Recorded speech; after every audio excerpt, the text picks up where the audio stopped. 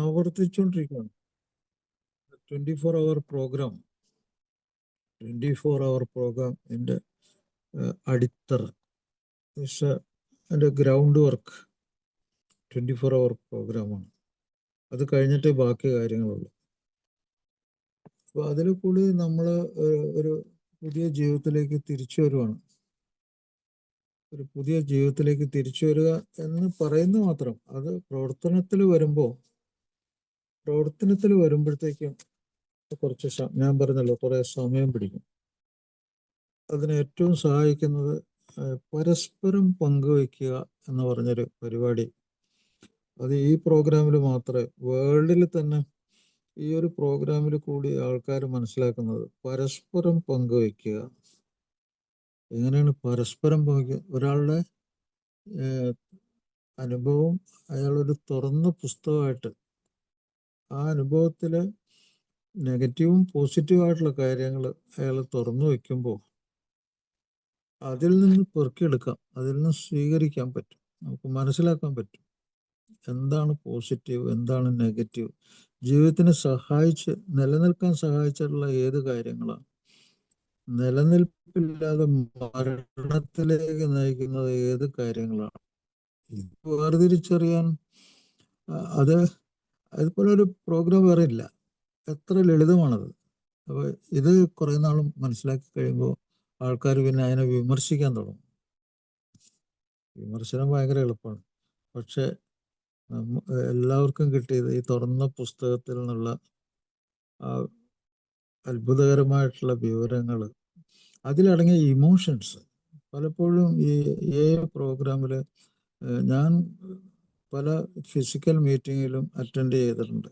എന്താണ് പ്രോഗ്രാം എന്നറിയാൻ ഓപ്പൺ മീറ്റിങ്ങുകളിൽ, ആ പ്രോഗ്രാമിലൊക്കെ ഈ അറിവുകളൊക്കെ ഒരു പ്രത്യേക വൈകാരികമായിട്ടുള്ള ഒരു ഭാഷയിലാണ്, ഒരു എളിമയുള്ള ഭാഷയിലാണ്, ഒരു ഗൗരവമുള്ള ഭാഷയിലാണ്.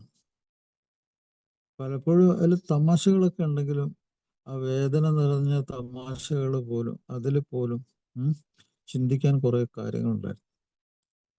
അപ്പോൾ അങ്ങനെയുള്ള കാര്യങ്ങൾ ഒരാളുടെ മനസ്സിലേക്ക് കയറി വരുന്നത് ഒരു അത്ഭുതമൊന്നുമല്ല. കാരണം ഈ വൈകാരിക അവസ്ഥകളും ജീവിതത്തിൻ്റെ ദയനീയത, ഇതൊക്കെ നമുക്ക് മനുഷ്യനെ സ്പർശിക്കുന്ന കാര്യങ്ങളാണ്. അതിൽ കൂടിയാണ് കാരൻ തുറന്നു പറയാൻ സന്നദ്ധനാകുന്നത്. ഞാനൊരു മദ്യാസക്തനാണ്, എൻ്റെ പേര് ഇന്നതാണ്. അയാൾ തുറന്നു കാണിക്കാൻ സന്നദ്ധനാകുന്നത് അതുകൊണ്ടാണ്. അത് വൈകാരികമായി അയാളെ സ്പർശിച്ചിട്ടുള്ളത് കൊണ്ടാണ് അയാൾക്ക് അങ്ങനെ പറയാൻ ഉള്ള ധൈര്യം കിട്ടുന്നത്. ഇതൊക്കെ ഈ സീനിയറായിട്ടുള്ള സുഹൃത്തുക്കളോട് ഇതൊന്നും ഞാൻ പറയേണ്ട ആവശ്യമില്ല. അവർക്കൊക്കെ ഇത് മനസ്സിലായിട്ടുള്ള കാര്യങ്ങളാണ്. ഞാൻ പുതുമക്കാരായിട്ടുള്ള ആൾക്കാരോടാണ് പറയുന്നത്. അതുകൊണ്ട് നിങ്ങളെ മുറുകെ പിടിക്കുക. പ്രോഗ്രാമിനെ മുറുകെ പിടിക്കുന്നത് നിങ്ങളുടെ ജീവനെ രക്ഷിക്കാനാണ്. നിങ്ങൾ മാത്രമല്ല, നിങ്ങളുടെ കൂടെ ജീവിക്കുന്നവരുടെ ജീവനെയും രക്ഷപ്പെടുത്താനാണ്. അപ്പോൾ ഒരു 24 മണിക്കൂർ വീതം ഒരു 3 months പ്രോഗ്രാം, 3 മാസം വിട്ടു നിൽക്കുന്ന ഒരു പരിപാടിയിലാണെങ്കിൽ നിങ്ങളുടെ ജീവിതത്തിൻ്റെ ആവശ്യങ്ങളൊക്കെ മനസ്സിലാക്കാനുള്ള അറിവ് അതിൽ കൂടി കിട്ടും. അതിനിടയിൽ കിട്ടുന്ന പ്രശാന്തമായ മനസ്സ്, ഒരു സോബർ മൈൻഡ്. സോബർ എന്ന് പറഞ്ഞാൽ അർത്ഥം വിഷാംശം അല്ലെങ്കിൽ ഡെലീറിയം ബാധിച്ച ഒരു തലച്ചോറിനെ തിരിച്ചു കൊണ്ടുവരുന്ന ഒരവസ്ഥയ്ക്കാണ് സോബ്രൈറ്റി എന്ന് പറയുന്നത്. ഒരു വിഷാംശം തലച്ചോറിനെ ബാധിച്ച് തലച്ചോറ് അസാധാരണമായി പെരുമാറുന്നു, അത് മാനസിക രോഗമുള്ള ഒരാളെ പോലെ പെരുമാറുന്നു. അങ്ങനെയുള്ള അവസ്ഥയിൽ നിന്നും ബോധത്തെ തിരിച്ചു പിടിക്കുന്ന അവസ്ഥയ്ക്കാണ് സോബ്രൈറ്റി എന്ന് പറയുന്നത്. അതാണ് പ്രശാന്തമായ മനസ്സെന്നൊക്കെ പറയുന്നത്. അങ്ങനെ പ്രശാന്തമായ മനസ്സിൽ നമുക്ക് നമ്മളെപ്പറ്റി, നമുക്ക് സംഭവിച്ച കാര്യങ്ങളെപ്പറ്റി, നമ്മുടെ ജീവിതം മൊത്തം എന്തൊക്കെയാണോ അതിനെപ്പറ്റിയൊക്കെ നമുക്ക് ചിന്തിക്കാനും മനസ്സിലാക്കാനും പറ്റുന്നുണ്ട്. പക്ഷേ ഇതിൽ ഒത്തിരി പ്രശ്നങ്ങളുണ്ട്. ജീവിതത്തിൽ സോബറായിട്ടിരിക്കുന്ന അവസ്ഥയിലുമുള്ള പ്രശ്നങ്ങൾ എന്താണെന്ന് വെച്ചാൽ, ഞാൻ നേരത്തെ പറഞ്ഞ അതേ കാര്യങ്ങൾ എപ്പോഴും വേട്ടയാടാൻ തുടങ്ങും. ചിന്തകൾ, തോന്നലുകൾ, വികാരങ്ങൾ, സ്വഭാവങ്ങൾ. അത് നമ്മളെ വേട്ടയാടും. നമ്മളെപ്പോഴും നമ്മുടെ സന്തോഷം അതിര് കടന്ന സന്തോഷം എന്ന് നമ്മൾ വിചാരിച്ചിരിക്കുന്ന കാര്യം നഷ്ടപ്പെടുമ്പോൾ ആ നഷ്ടത്തിനെതിരെ നമ്മൾ നിൽക്കും. ആ നഷ്ടം ആരാണോ അത് തടസ്സപ്പെടുത്തുന്നത് അവർക്കെതിരെ നമ്മൾ വേണ്ടി വന്നാൽ കൊലപാതകം തന്നെ നടത്തും. അപ്പോൾ അതാണ് ഈയിടെ ഒരു സഹോദരൻ മദ്യാസക്ത രോഗത്തിന് ചികിത്സിക്കാൻ ഡി അഡിക്ഷൻ സെൻ്ററിൽ കൊണ്ടുപോയതിന് സ്വന്തം സഹോദരനെ കൊല ചെയ്തു. അപ്പോൾ അയാളുടെ തോന്നൽ എന്താണ്? തൻ്റെ സന്തോഷത്തിന്, തൻ്റെ ജീവിതം എന്ന് പറഞ്ഞാൽ ഈ മദ്യം കഴിക്കലാണ്. അതാണ് തൻ്റെ സന്തോഷം. ആകെപ്പാടെയുള്ള തൻ്റെ സന്തോഷം എന്ന് പറഞ്ഞാൽ ഒരൊറ്റ പോയിന്റിലേക്ക് അയാൾ എത്തിച്ചേർന്നു. സന്തോഷം സമം മദ്യപാനം, മദ്യം കഴിച്ചു കിട്ടുന്ന ആഹ്ലാദം, അതിന് തടസ്സം സഹോദരൻ, കൊല്ലുക. അത് നടപ്പിലാക്കിയ അയാൾ. അപ്പോൾ എത്രമാത്രം ആൻറ്റി സോഷ്യൽ, സാമൂഹ്യ വിരുദ്ധം, സ്വന്തം രക്തബന്ധത്തെ പോലും അവിടെ മുറിച്ചു കളഞ്ഞു. അപ്പോൾ അതിര് കടന്ന ഒരു അമിതമായൊരു സന്തോഷം, ഒരു അഭിനിവേശം, അതിൽ മുൻനിരയിൽ നിന്ന് നയിക്കുന്നത് ഈ അഭിനിവേശമാണ്. ഈ അഭിനിവേശത്തിന് ഒരു ഇളവ് കൊടുക്കുക, അതിനെ ബ്ലോക്ക് ചെയ്യുക തൽക്കാലം. അതാണ് ആൽക്കഹോളിക്സ് അനോണിമസിന്റെ പ്രോഗ്രാം നടക്കുന്നതാണ്. ഈ അഭിനിവേശത്തിനെ ബ്ലോക്ക് ചെയ്യുക. ബ്ലോക്ക് ചെയ്ത് കഴിയുമ്പോൾ ശരീരത്തിൽ അത്ഭുതകരമായിട്ടുള്ള മാറ്റങ്ങൾ നടക്കും. പക്ഷേ ഇതിൽ ഞാൻ നേരത്തെ പറഞ്ഞ പോലെ ഒരു അടിമയായ ഒരാളാണ്, അടിമത്തം അനുഭവിക്കുന്ന ഒരാളാണ്. അപ്പോൾ ഇവിടെ സൂക്ഷിക്കേണ്ടതെന്ന് വെച്ചാൽ അയാളുടെ ശാരീരികവും മാനസികവും വൈകാരികവുമായിട്ടുള്ള അവസ്ഥകളെ സപ്പോർട്ട്, അയാൾക്ക് തിരിച്ചു വരാനുള്ള സപ്പോർട്ട് കൊടുക്കണം. ഈ സപ്പോർട്ട് അയാളുടെ സ്വന്തം വീട്ടുകാരും നല്ല സുഹൃത്തുക്കളും അയാളോട് സ്നേഹവും അനുഭാവവും ഒക്കെ ഉള്ള ആൾക്കാർക്ക് കൊടുക്കാൻ പറ്റുന്ന സംഗതിയാണ്. അപ്പോൾ അയാൾ ഈ സമൂഹത്തെ വളരെയധികം ആവശ്യമുള്ള ഒരാളാണ്. ഈ സമൂഹത്തെ അയാൾക്ക് ആവശ്യമുണ്ട്. കാരണം അയാളുടെ തലച്ചോറ് ശരിക്കും അയാൾക്ക് വേണ്ടി പ്രവർത്തിക്കുന്നില്ല. അതുകൊണ്ട് ഈ സമൂഹത്തിൻ്റെ തലച്ചോറാണ് അവിടെ പ്രവർത്തിക്കുന്നത്, അയാളെ സപ്പോർട്ട് ചെയ്യുന്നതും ഈവൻ അയാളുടെ പണം, ചികിത്സയ്ക്ക് വേണ്ട പണം കൊടുക്കുന്നതും, അയാൾക്ക് ഭക്ഷണം കൊടുക്കുന്നതും അയാളുടെ കൂടെ ജീവിക്കുന്നവരൊക്കെ തന്നെയാണ്. അപ്പോൾ അയാൾ അത്രമാത്രം എളിമയുള്ള ഒരാളായിരിക്കണം, ഹ്യൂമിലിറ്റി.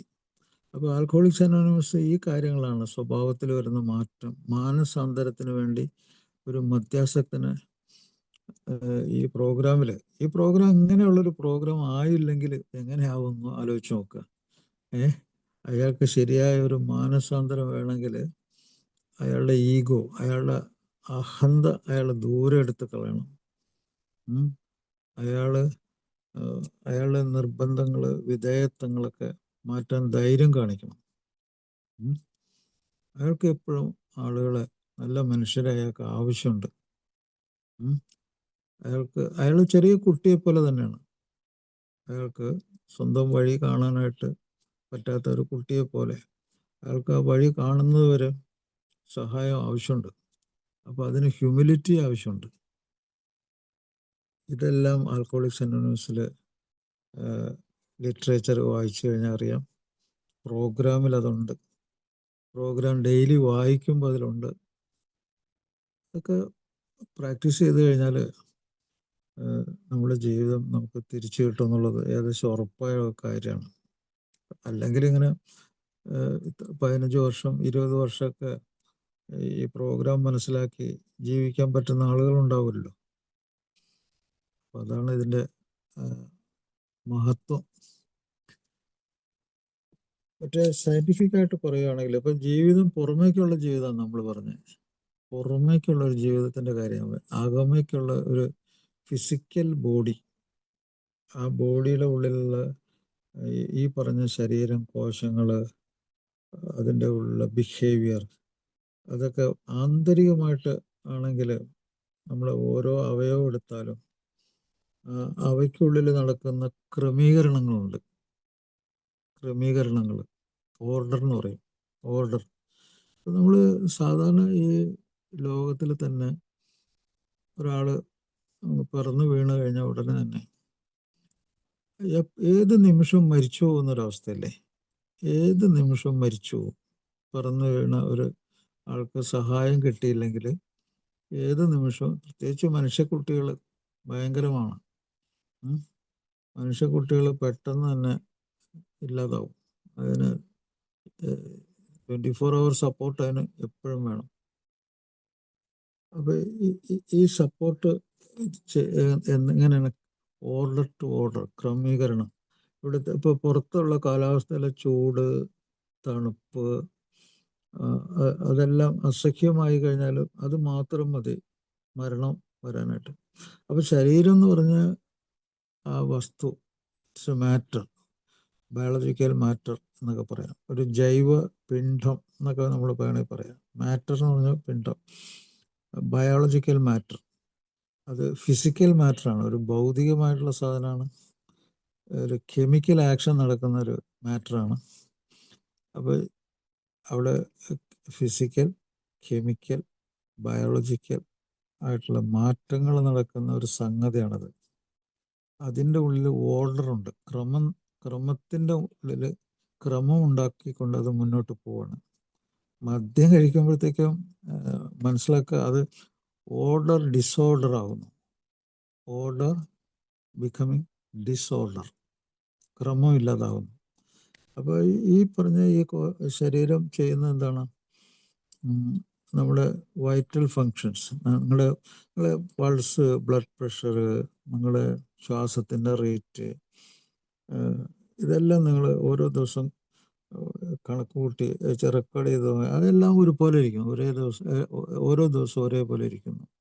അൺലെസ് അതിന് പ്രത്യേക എന്തെങ്കിലും പരിപാടി, എന്തെങ്കിലും ഭാരം ഉണ്ടാക്കാതിരുന്ന. ഇപ്പോൾ ഒരാൾ ഭയങ്കരമായിട്ട് ഓടി കരച്ച് വരുമ്പോഴത്തേക്കും കൂടുതൽ പ്രവർത്തിക്കുന്നുണ്ട്, അന്നേരം അത് ഒരേപോലെ ആയിരിക്കുമല്ലോ. പക്ഷേ റെസ്റ്റിംഗ് പീരീഡിൽ നിങ്ങളുടെ വൈറ്റൽ സൈൻസ്, നിങ്ങളുടെ ജീവൻ്റെ അടിസ്ഥാനമായിട്ടുള്ള അടയാളങ്ങൾ, ചിഹ്നങ്ങൾ, അത് ഒരേ റേഞ്ചിലിരിക്കും, ഒരേപോലെ ഇരിക്കും. അങ്ങനെ ജീവൻ നിലനിർത്തുന്നു.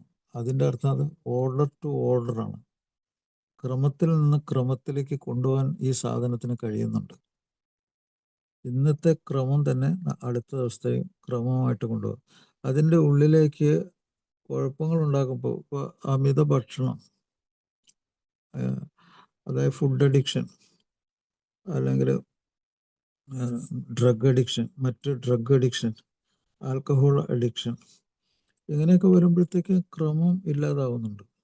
അപ്പോൾ ശരീരം ചെയ്യുന്ന ഓർഡർ ടു ഓർഡറിന് പകരം ഓർഡർ ടു ഡിസോർഡറിലേക്ക് വരുന്നു.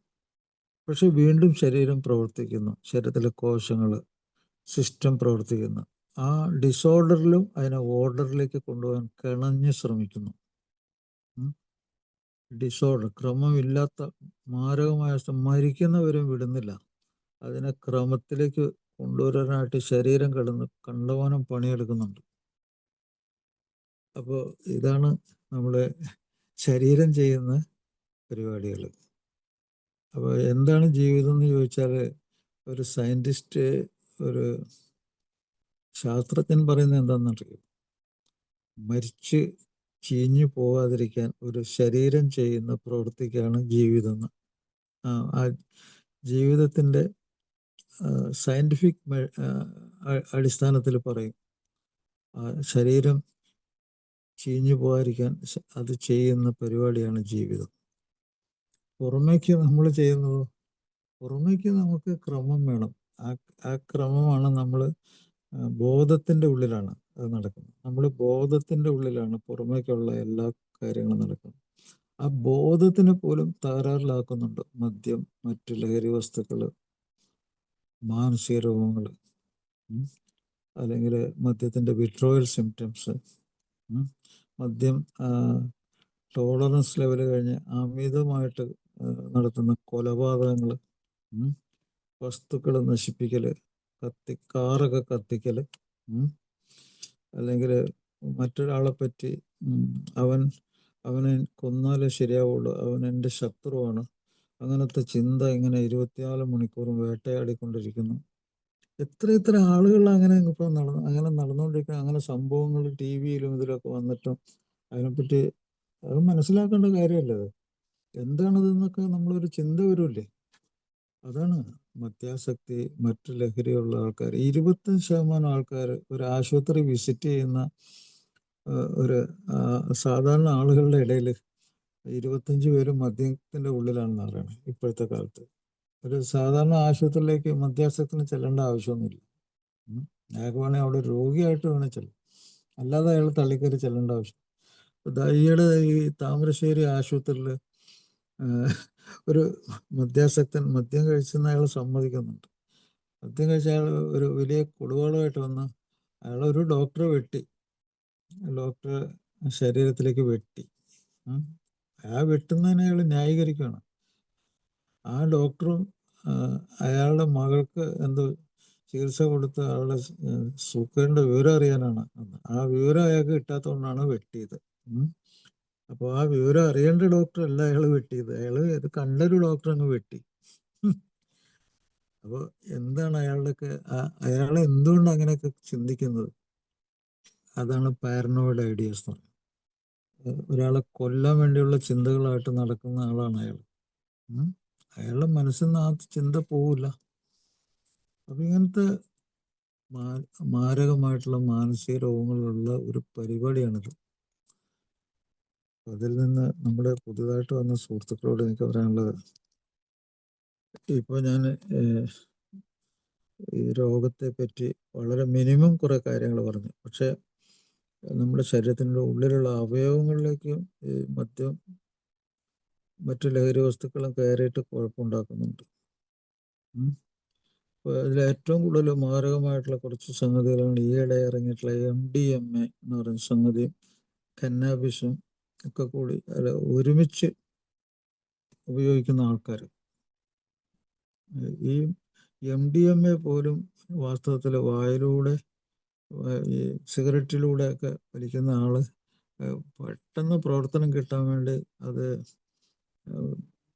മരുന്നിൻ്റെ രൂപത്തിലാക്കിയിട്ട് വെള്ളമൊക്കെ ചേർത്തിട്ട് ഇഞ്ചക്ഷൻ നീഡിലിൽ ചേർത്തിട്ട് ഇഞ്ചക്ഷൻ എടുത്ത് മരിക്കാറായ അവസ്ഥയിൽ വന്നിട്ടുണ്ട്.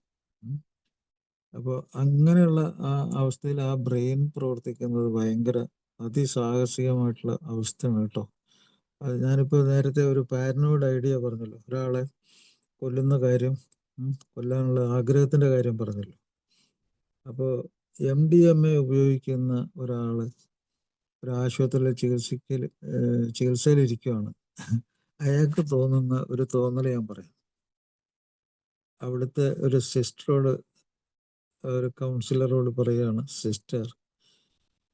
സിസ്റ്ററുടെ കഴുത്ത് മുറിച്ചിട്ട് അവിടെ ശിവന്റെ തല വെച്ച് കഴിഞ്ഞാൽ എന്തൊരു ഭംഗിയായിരിക്കും. ചിന്തകൾ പോകുന്ന പോക്ക് നോക്കുക, പാരനോയിഡ് ചിന്തകൾ പോകുന്ന പോക്ക് നോക്കുക. ഒരു അബ്നോർമൽ ബ്രെയിൻ, അസാധാരണമായിട്ട് കേടുപറ്റിയൊരു തലച്ചോറ് അങ്ങനെയൊക്കെ ചിന്തിക്കും. അസാധാരണമായ ചിന്തകൾ അങ്ങനെയൊക്കെ വരും. ഇത് നമ്മൾ നേരിട്ടുള്ള കേട്ട അനുഭവത്തിൽ പറയാണ്. സിസ്റ്ററുടെ കഴുത്ത് മുറിച്ചിട്ട് അവിടെ ശിവന്റെ തല വെച്ചാൽ നല്ല ഭംഗിയായിരിക്കും. അപ്പോൾ അയാള് തോട്ട് പ്രോസസ് പോകുന്നത് അങ്ങനെയാണ്. അപ്പോൾ ഒരുത്തന്നെ ഇപ്പോൾ സ്വന്തം രക്തബന്ധത്തിലുള്ള 5 പേരെ തലയ്ക്ക് ചുറ്റികൊണ്ട് അടിച്ചിട്ട് അവരെ കൊലപ്പെടുത്തി. അതിൽ സ്വന്തം കുഞ്ഞനുജന് എന്തോ ഭക്ഷണമൊക്കെ കൊടുത്തതിന് ശേഷം തലയ്ക്ക് ചുറ്റി കൊണ്ടടിച്ചു കൊന്നു. അപ്പം അവൻ്റെ തലച്ചോറിൽ കൂടി എന്താണ് പോകുന്നത്? അപ്പോൾ അങ്ങനത്തെ ഒരു തലച്ചോറ് ഉണ്ടാക്കേണ്ട ആവശ്യമുണ്ടോ? അപ്പം അതുകൊണ്ട് ഞാൻ പറയുന്നത് വളരെ സീരിയസ് ആയിട്ടുള്ള ഒരു കാര്യം പറയുന്നത്, ഈ പ്രോഗ്രാം അങ്ങനെയുള്ള ആളുകളെ സഹായിക്കാനാണ്. അയാൾക്കൊരു സാധാരണ ബ്രെയിൻ, ജീവിക്കാൻ പറ്റിയൊരു ബ്രെയിൻ, ജീവിക്കാൻ പറ്റിയൊരു ശരീരം, അത് തിരിച്ചു കിട്ടാനുള്ള പരിപാടിയാണ്. അതല്ലാതെ ഈ സിനിമയിൽ പൈങ്കിളി വർത്താനം പറഞ്ഞിട്ട് ഒരു പൈങ്കിളി കഥ പറഞ്ഞിട്ട് തിരിച്ചു വരുമെന്നൊന്നും വിചാരിക്കണ്ട. പൈങ്കിളി കഥയുടെ കാര്യമല്ല മദ്യാസക്ത രോഗവും മറ്റു ലഹരി രോഗങ്ങളും. അത് മരണത്തിൻ്റെ ഇൻസ്റ്റോൾമെൻ്റ് ആയിട്ടും പെട്ടെന്നുള്ള പരിപാടിയാണ്. ഇൻസ്റ്റോൾമെൻ്റ് ആയിട്ടുള്ള മരണമുണ്ട്. കുറച്ച് കാലം ഒരു 3-4 ഇപ്പോൾ നമ്മൾ പണമൊക്കെ അടയ്ക്കുന്നില്ല, അതുപോലെ തന്നെ ഇൻസ്റ്റോൾമെൻ്റ് ആയിട്ടൊരു കൂട്ടം വലിയ രോഗങ്ങൾ വരിക, അതിൽ മരിച്ചു പോവുക, അല്ലെങ്കിൽ പെട്ടെന്നൊരു രോഗം വന്നങ്ങ് മരിക്കുക, അല്ലെങ്കിൽ പെട്ടെന്നൊരു ആക്സിഡൻറ്റ് മരിക്കുക. അതിന് പറ്റിയ സൗകര്യങ്ങൾ ഉണ്ടാക്കി കൊടുക്കുക. ഈ ലഹരി വസ്തുക്കൾ ഈ അവയവങ്ങളിൽ പ്രവർത്തിക്കുമ്പോൾ അതിനുള്ള സൗകര്യം ഉണ്ടാക്കി കൊടുക്കുന്നുണ്ട്. ഈ ഇൻസ്റ്റോൾമെൻറ്റ് ഡെത്തിനും ഇൻസ്റ്റൻറ്റ് ഡെത്തിനും ഉള്ള സൗകര്യം ഉണ്ടാക്കി കൊടുക്കുന്നുണ്ട്. ഒരു ഉദാഹരണം ഞാൻ പറയാം. ഇപ്പോൾ പകർച്ചവ്യാധികളല്ലാത്ത രോഗങ്ങൾക്ക് പറയുന്ന പേരാണ് നോൺ കമ്മ്യൂണിക്കബിൾ ഡിസീസ്. പകരില്ല. ഇപ്പോൾ പ്രമേഹ രോഗം, രക്തസമ്മർദ്ദ രോഗം, വൃക്കകളെ ബാധിക്കുന്ന രോഗം, ലിവർ ഡിസീസ്, ഞരമ്പുകളെ ബാധിക്കുന്ന രോഗം, അല്ലെങ്കിൽ ലൈംഗിക അവയവങ്ങളെ ബാധിക്കുന്ന ചില ധാരണശക്തി നഷ്ടപ്പെടുക, റിപ്രൊഡക്ഷൻ, ഇൻഫെർട്ടിലിറ്റി ഉണ്ടാവുക, മസിൽ ദ്രവിച്ചു പോവുക, അല്ലെങ്കിൽ പാങ്ക്രിയാസിന് അസുഖം വന്നിട്ട് പെട്ടെന്ന് മരിക്കാനുള്ള ഇതുണ്ടാകുക, അല്ലെങ്കിൽ ശ്വാസം നിന്നു പോവുക. ഇതൊക്കെ നോൺ കമ്മ്യൂണിക്കബിൾ ഡിസീസ് വന്നിട്ട് പെട്ടെന്ന് ആ ഇൻസ്റ്റോൾമെൻറ്റ് പെട്ടെന്ന് ഇൻസ്റ്റൻറ്റേനിയസ് ആകുന്ന പരിപാടിയാണത്. ലിവർ ഡിസീസ് അത് ഇൻസ്റ്റോൾമെൻ്റ് ആയിട്ട് വരും. ഒരു 5 വർഷം കൊണ്ട് ഫാറ്റി ലിവർ ഗ്രേഡ് 1, 10 വർഷം കൊണ്ട് ഗ്രേഡ് 2 to 3, 15 വർഷത്തിലേക്ക് ലിവർ സിറോസിസ്, രക്തം ഛർദ്ദിക്കൽ, മരണം. അപ്പം മരണം അവിടെ ഇൻസ്റ്റാൾമെൻ്റ് അല്ല, ഇൻസ്റ്റൻ്റ് ആണ്.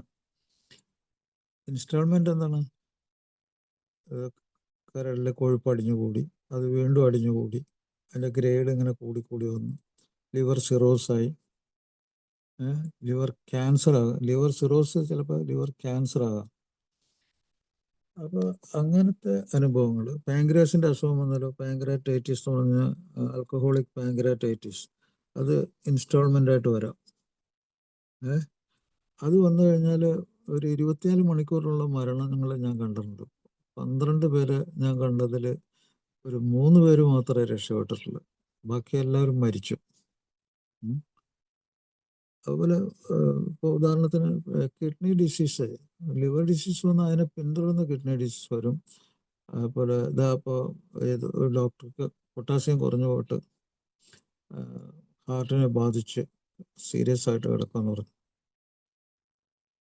അപ്പോൾ ഈ പൊട്ടാസ്യം, അതുപോലെ തന്നെ കാൽസ്യം, ഫോസ്ഫറസ്, മഗ്നീഷ്യം, ഇതൊക്കെ അതിൻ്റെ ലെവലൊക്കെ ശരിക്കും നിലനിർത്തുന്ന കിഡ്നിയാണ്. മദ്യം കഴിച്ച ഒരാൾക്ക് ഇതെല്ലാത്തിലും തകരാറ് വരാം.